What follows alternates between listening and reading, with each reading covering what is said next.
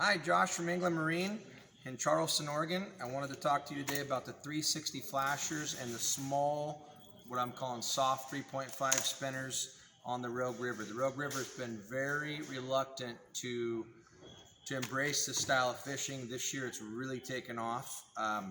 Very simple stuff. You got a small 3.5 blade, little pink hoochie. You'll notice that all of the 360 flashers I have here, all of them are silver.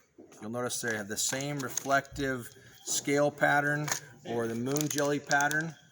Not a lot to it. It's been very effective. We've sold a lot of them. We have piles and piles of pink hoochies. I think these are $3 a pack. We've got the gold star ones everyone was looking for, the beads and the clevises. We got all the information if you need it. Swing on down, or you can call us at 541-888-6723, or you can reach us at englundmarine.com.